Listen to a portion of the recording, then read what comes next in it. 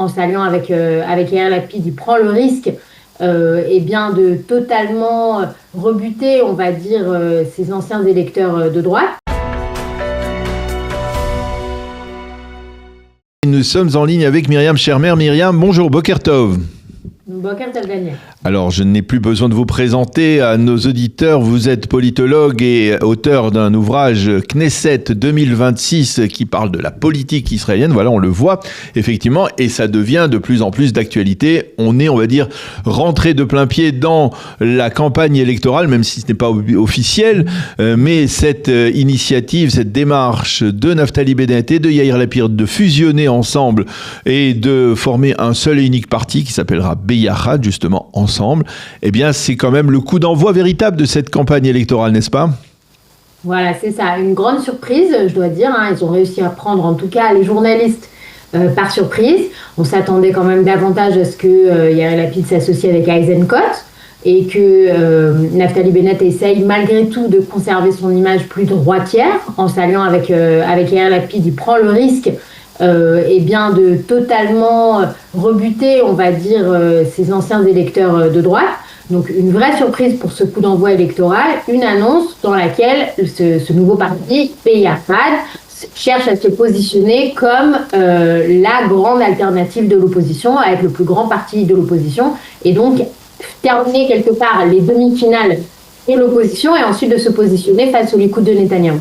Voilà, alors vous dites que c'est une surprise, mais en fait, d'une certaine manière, c'est une sorte de remake d'une situation que l'on a déjà connue, puisque en 2013, Naftali Bennett et Yair Lapid s'étaient alliés, même Yair Lapid avait posé comme condition l'entrée de Naftali Bennett dans le gouvernement de Binyamin Netanyahou. Ça semble assez aujourd'hui stupéfiant qu'il y ait eu de telles relations entre Yair Lapid et Binyamin Netanyahou. Et puis, il faut bien rappeler le gouvernement du changement de 2021, où Naftali Bennett était Premier ministre, Yair Lapid ministre des Affaires étrangères et inversement par la suite. Donc ce sont deux figures de la classe politique israélienne qui s'entendent bien, on va dire, en général, même s'ils ne partagent pas, on va dire, les mêmes opinions. Oui, vous avez entièrement raison de le rappeler, les deux hommes s'entendent bien. En 2013, ils appelaient ça l'Alliance des frères. Voilà. D'accord, ils sont plus ou moins de la même génération. Bennett est un peu plus jeune que Lapid, mais ils sont plus jeunes que Netanyahou. Ils sont rentrés en politique après lui. Ils ont tous les deux des ambitions personnelles dévorantes. D'ailleurs, c'est la première fois dans l'histoire d'Israël que deux anciens premiers ministres s'allient, qu'un premier ministre qui a été Yair Lapid, bon alors pas pour très longtemps, mais malgré tout qui bénéficie du titre, se place en numéro 2 sur une liste pour se positionner face à Netanyahou lui-même, donc face à un troisième Premier ministre. Donc on est vraiment, si vous voulez, dans le combat des titans, j'ai envie de vous dire, en tout cas c'est comme ça qu'ils veulent l'imaginer. Donc oui, vous avez raison, sur le plan personnel, c'est peut-être pas surprenant, mais on va dire comme ça. Je pense que beaucoup d'électeurs de droite, on sait que cette élection va se jouer sur le petit réservoir de voix qui sont capables de passer d'un bloc à un autre, d'accord ? Puisque le pays est très polarisé, la plupart des gens ont une opinion pour ou contre la coalition ou pour ou contre l'opposition et n'en changent pas tellement. On voit que les événements absolument historiques qui nous arrivent au quotidien ne changent pas tellement la donnée sur les sondages. Donc ça montre bien en fait que les gens se sont fait une opinion et qu'ils n'en changent pas. Mais néanmoins, on a un petit groupe, mais vraiment petit, c'est 4-5 mandats, Daniel, donc c'est moins de 100 000 personnes en réalité en Israël, qui sont capables de passer d'un bloc à un autre, c'est-à-dire soit d'être déçus de Netanyahou et de se dire pourquoi pas, moi je vote pour les partis de droite dans l'opposition du type Bennett-Lieberman, soit de dire j'avais pensé voter pour Bennett, mais en réalité finalement je vais retourner dans la coalition. Et en fait ces gens-là vont faire ou défaire l'élection, puisqu'on sait que les sondages sont très très serrés. Dans le meilleur des cas, on pourrait tout à fait retomber dans une impasse telle qu'on l'a connue entre 2019 et 2022. Donc toute la question c'est, est-ce qu'en faisant ce pari, Naftali Bennett n'éloigne pas ce type d'électeurs, c'est-à-dire en disant, il y a une différence entre siéger, c'est une différence un peu psychologique, mais il y a une différence entre siéger avec Lapid et l'avoir comme numéro 2 dans son parti, et certains de ces électeurs-là pourraient considérer que c'est vraiment la limite de gauche de trop, que c'est infranchissable pour eux, et donc ils retourneraient soit dans le giron de la coalition, soit éventuellement ce serait un certain Avigdor Lieberman qui serait content en disant finalement je suis le seul vrai parti de droite qui reste dans l'opposition. Oui, alors on peut légitimement penser, puisque je disais que c'était le coup d'envoi, qu'il va y avoir d'autres démarches de ce type. On a le sentiment que certains se préparent dans les starting blocks. Par exemple, on parle d'Edelstein, qui pourrait former justement une sorte de refuge pour les électeurs de la droite qui ne veulent plus voter Likoud ou Netanyahou et qui ne voudraient pas voter, en tout cas pour Naftali Bennett avec son association avec Lapid. Est-ce que vers où on se dirige? C'est-à-dire, c'est un peu peut-être prématuré de poser cette question, mais l'objectif final de cette alliance, c'est de former un gouvernement de gauche ou de former un gouvernement sioniste, parce qu'on parle beaucoup de ce gouvernement sioniste, de ce gouvernement qui serait formé que de partis politiques sionistes, pour mettre de côté par exemple les partis orthodoxes et les mettre un peu dans l'opposition le temps qu'ils prennent conscience de leur difficile réalité. C'est quoi l'objectif final, à part devenir Premier ministre pour Naftali Bennett, parce qu'on sait que c'est une forme, on va dire, d'objectif récurrent pour lui depuis de nombreuses années? Oui, alors on n'est pas politicien à ce niveau-là en Israël sans avoir une grande ambition personnelle, hein, c'est indissociable. Mais pour répondre à votre question, oui, alors du côté du Likoud, on a ces éventuels Likoud B, hein, comme on appelle ça, voilà, dans le paysage politique, mais on ne s'est pas encore fait. Hein. Mais ce serait une petite scission au sein du Likoud avec des personnalités du type Yuli Edelstein, Gilad Erdan, Sharren Haskel, donc la droite un peu plus modérée, ou le Likoud classique d'antan, si vous voulez, en tout cas qui souhaiterait se positionner comme ça, pour récupérer les déçus des extrémistes du Likoud et des extrémistes de la coalition. Mais ce parti-là, il n'a pas encore vu le jour, notamment parce que les personnalités ne sont pas d'accord entre elles sur ce que vous parlez précisément, c'est-à-dire la stratégie à adopter. C'est-à-dire, est-ce que on va être la pièce manquante qui va forcer un large gouvernement d'union, si vous voulez, entre le Likoud et de centre droit, hein, comme il en a longtemps existé en Israël et comme il n'en existe plus à cause des boycotts, ou est-ce qu'on va vraiment aller contre le Likoud jusqu'au bout et on va donner ces voix-là à Naftali Bennett ou en tout cas au leader de l'opposition, d'accord? Donc c'est une vraie question. Après, la question de l'unité du gouvernement d'union, c'est très paradoxal, Daniel, parce que d'un côté, quand vous regardez les sondages, la plupart des Israéliens sont fans de cette idée-là, d'accord? Ça les arrangerait vraiment d'avoir un gouvernement stable avec le Likoud d'un côté, les éléments de centre droit ou de centre de l'autre, et voilà, et vogue le navire. Mais on a cette volonté-là dans les sondages, mais elle n'est pas vraiment traduite électoralement. C'est le message de Benny Gantz, par exemple, depuis plus de 2 ans. Benny Gantz est sous le seuil d'éligibilité dans les sondages tout le temps, partout. Ayelet Shaked avait essayé de faire ça en 2022 en disant « je serai le petit parti qui forcera les partis sionistes à se mettre ensemble ». Elle n'était pas passée. Gideon Sa'ar a essayé, hein, lui aussi, de représenter le nouveau Likoud, le nouvel espoir, ça s'appelle Tikva Hadasha, ça voulait bien dire ce que ça voulait dire.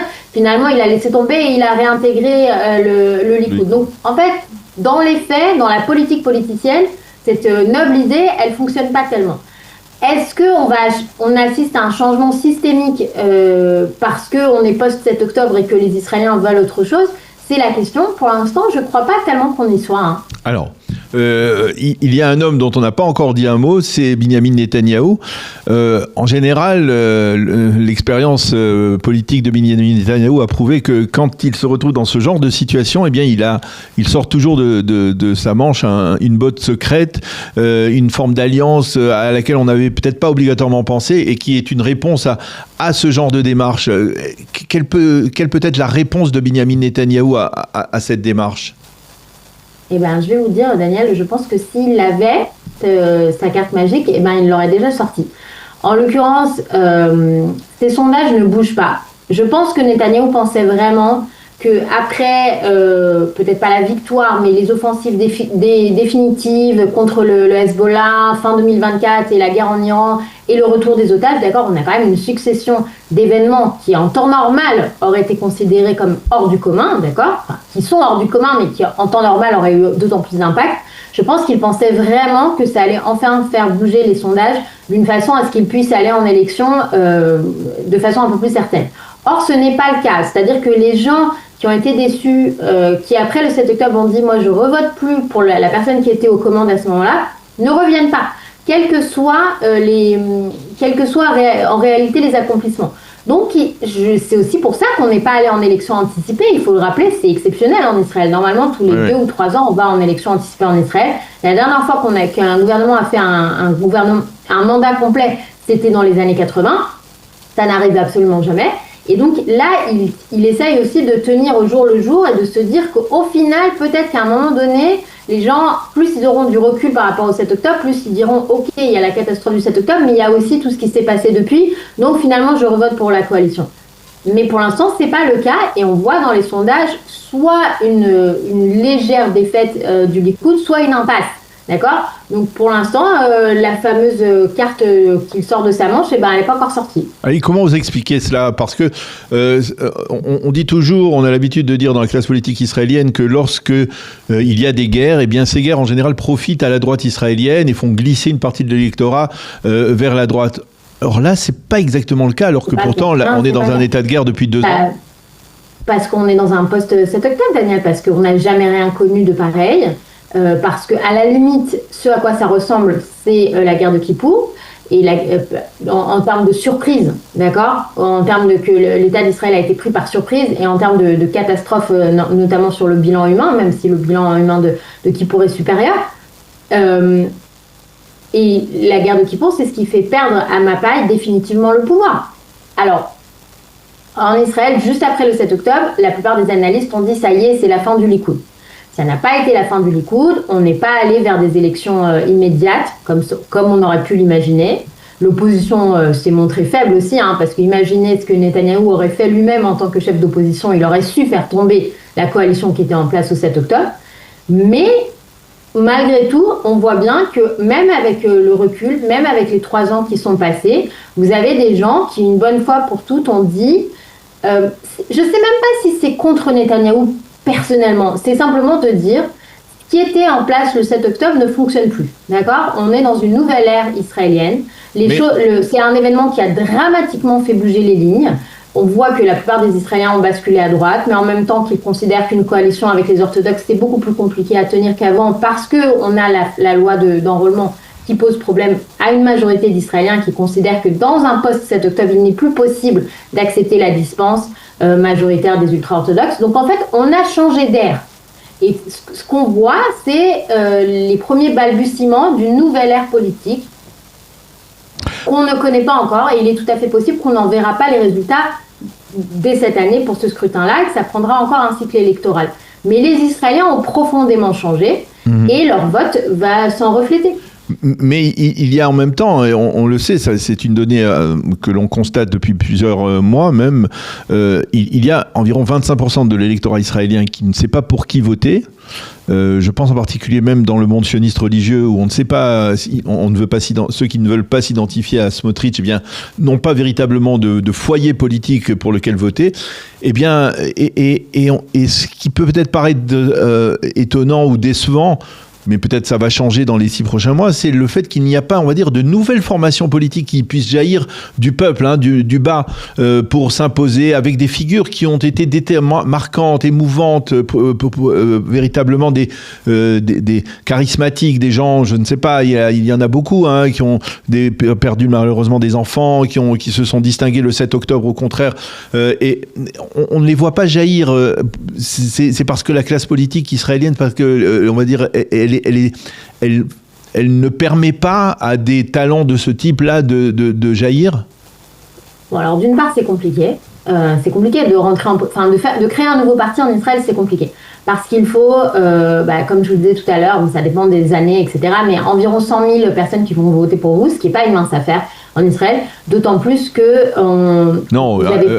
pour passer, il faut environ 200 000 personnes, puisqu'on est à 40 000 voix pour un mandat. 40 000. Oui, alors, ok, d'accord. Alors, on va dire entre 150 et 200 000, voilà.